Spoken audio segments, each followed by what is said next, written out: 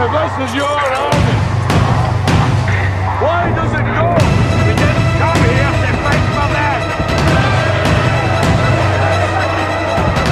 Oh! The English are too many.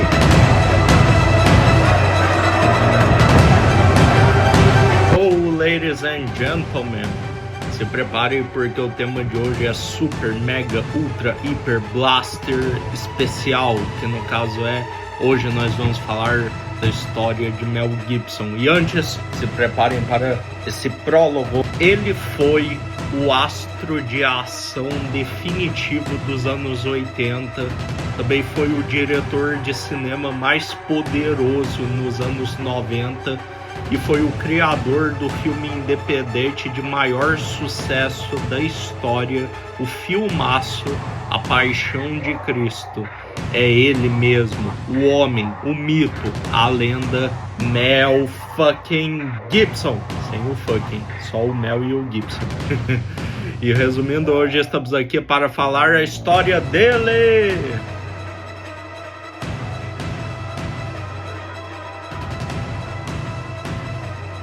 Hoje todo mundo fala da sequência de seu polêmico e filmaço filme A Paixão de Cristo, que no caso será a Ressurreição de Cristo. Mas o que pouca gente fala é de como um homem americano que começou sua carreira no anonimato da Austrália, de um filme de baixo orçamento chamado Mad Max, saiu de lá e se tornou uma estrela mundial e pior, se tornou praticamente uma super, mega, ultra, hiper influência em Hollywood e na pátria americana.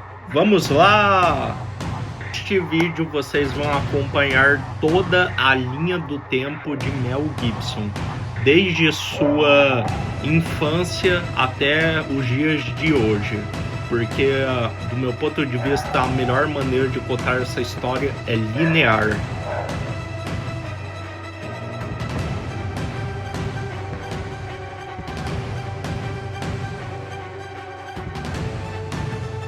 Apesar de muitos pensarem que Mel Gibson é australiano, por ele ter feito Mad Max, que se passa na Austrália e foi filmado na Austrália, ele não é australiano, pelo contrário, ele é nova-iorquino, um americano nato.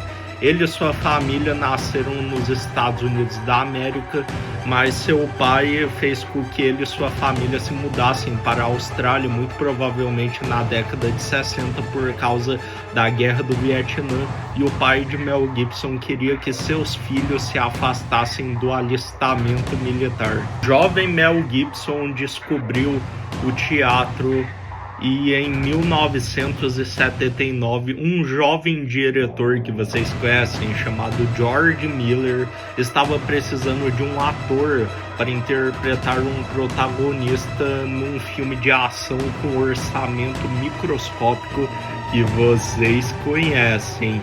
Ele mesmo, Mad Max.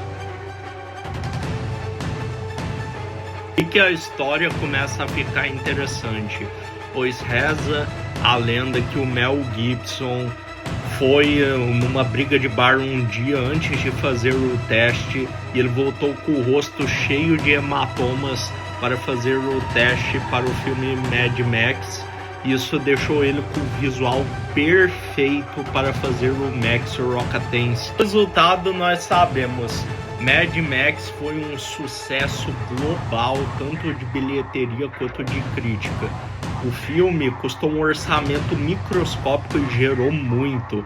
E ele lançou os nomes de Mel Gibson e George Miller ao estrelato e o Mel Gibson ele mostrou logo depois que ele era um ator de verdade, que ele sabia atuar muito bem, pois ele estrelou um excelente drama de guerra ao lado de Sigourney Weaver chamado Gallilope, e nesse drama ele conseguiu provar que ele era muito mais do que um rosto bonito em beira perseguição no deserto.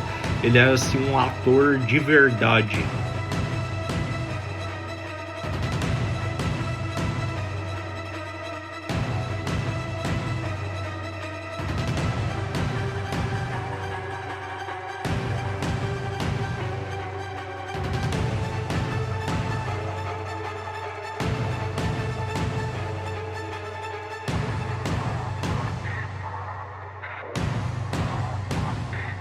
Depois de seu incrível sucesso na Austrália, Mel Gibson retornou aos Estados Unidos nos anos 80 e ele redefiniu o gênero de ação no cinema ao ter estrelado a comédia de ação Máquina Mortífera, onde ele interpretou o policial Martin Riggs, outro herói de ação além do Max, e ele misturou uma mistura de carisma, intensidade com perigosidade, e ele redefiniu o gênero naquela época. É importante mencionar que Mel Gibson ele não queria só trabalhar nos filmes. Chegou um momento da carreira dele em que ele queria estar no controle de tudo nos filmes que ele estrelava. Por isso, nos anos 90, mais especificamente em 1995, Mel Gibson apostou tudo ao estrelar o filme, talvez um dos filmes mais ambiciosos de sua carreira, só perdendo para A Paixão de Cristo, que no caso é Coração Valente. Ele apostou tudo nesse drama de guerra histórico, que de histórico não tem nada, sobre a guerra e a independência da Escócia, e Hollywood duvidou que um projeto de 3 horas histórico iria dar certo, mas adivinha, Hollywood estava errada uma maioria das vezes. E Mel Gibson, o resultado, ele venceu vários Oscars por esse filme. O filme foi aclamado pela crítica, é considerado um dos melhores filmes da história e foi um estrondo de bilheteria e colocou Mel Gibson num patamar ainda maior.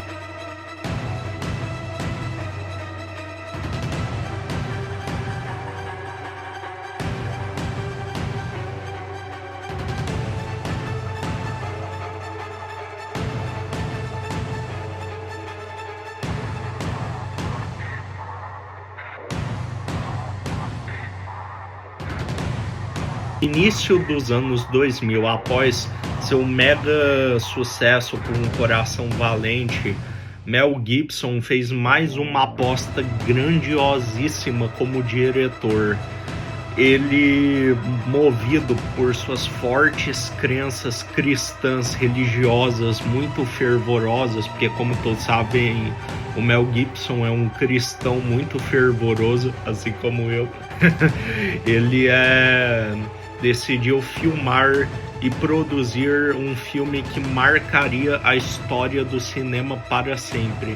Existe o antes e o depois no cinema, depois desse filme, que no caso é A Paixão de Cristo. Nenhum grande estúdio quis financiar esse filme. Não foi por cristofobia.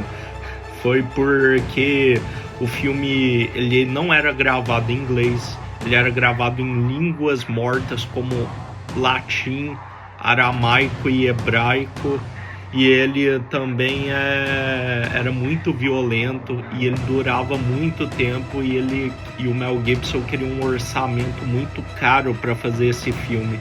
E aí, como Hollywood não quis arriscar, ele mesmo decidiu financiar do bolso dele, e aí A Paixão de Cristo se tornou um filme independente.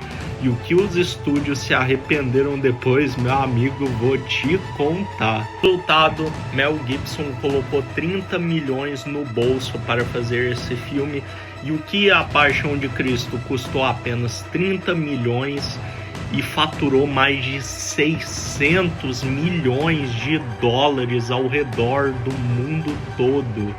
É o filme independente mais caro não mais caro, mas é o filme independente de maior sucesso de todos os tempos, o que é absurdo. Claro que o filme recebeu polêmicas ridículas, aliás, de acusar ele de antissemitismo, que não tem nada a ver, porque Jesus e os discípulos dele são judeus.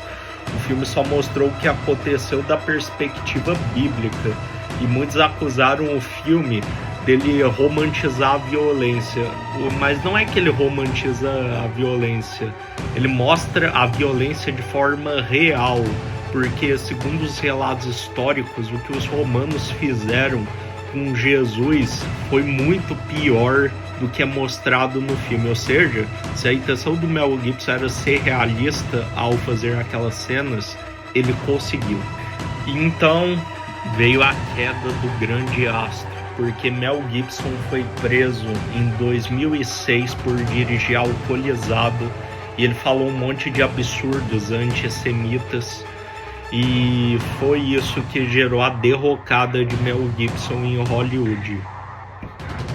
E aí ele ficou anos afastado, ele era considerado tóxico, ele era considerado um cara que falava muita merda, mas ele só foi salvo por um homem, ele mesmo, Iron Man, Robert Downey Jr.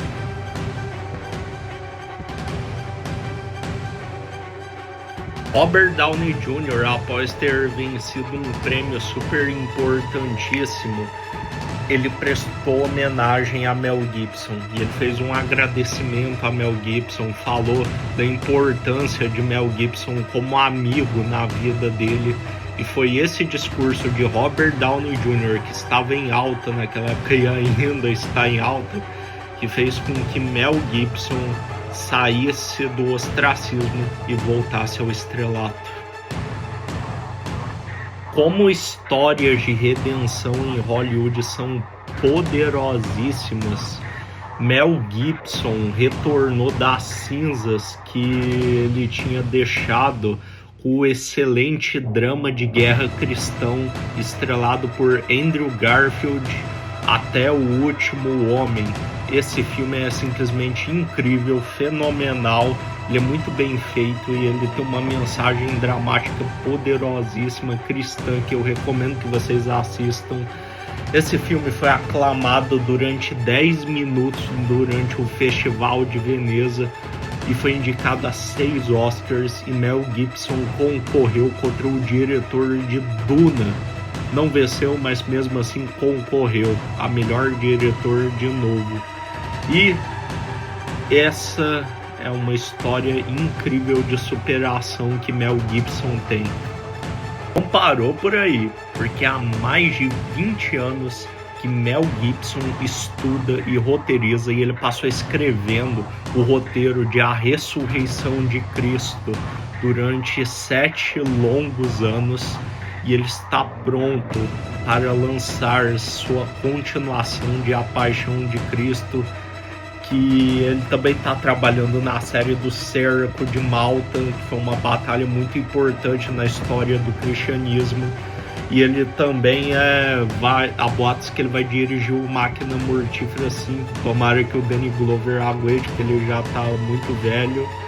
E essa é a história de Mel Gibson. Espero que vocês tenham gostado. Eu torço para que A Ressurreição de Cristo seja um filmaço super bem feito, assim como o primeiro Paixão de Cristo. E bora lá! Não esqueçam de se inscrever no canal, ativar o like e deixar o sininho das notificações. Opa, inverti.